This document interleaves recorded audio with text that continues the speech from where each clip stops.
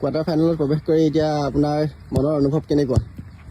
অনুভৱ খুবেই ভাল আমাৰ অসমবাসীৰ কাৰণে আৰু মৰাণবাসীৰ বাবে আৰু ৰূপজ্যোতি স্পৰ্টছ ক্লাবৰ বাবে এটা গৌৰৱৰ বিষয়।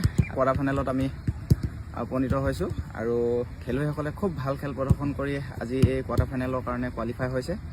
আৰু আমাৰ প্ৰথম মেচ বেংগলৰ FC versus Rupjyoti sports club আছিলে। তাতে সেই গেমখনত খুব টাফ মেচ আছিলে আৰু তাত আমি 2-1 উইনাৰ হ'বলৈ আমি সক্ষম হৈছিলোঁ। আৰু second match United sports club versus Rupjyoti sports club 6-0 winner হওঁ।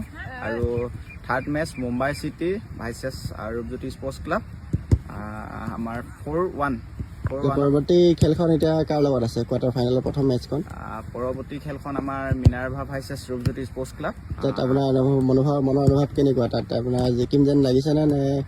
আমি খুব চেষ্টা কৰিম, খেলুৱৈসকলকো কষ্ট কৰিবলৈ চেষ্টা কৰিবলৈ ক'ব লাগিব আৰু তেখেতলোকে হয়তো মোৰ বিশ্বাস আছে তেখেতলোকে কষ্ট কৰিব, ভাল খেল প্ৰদৰ্শন কৰি যাতে ছেমি ফাইনেলত উপনীত হ'ব পাৰোঁ তাৰে কামনা কৰিছোঁ। ধন্যবাদ।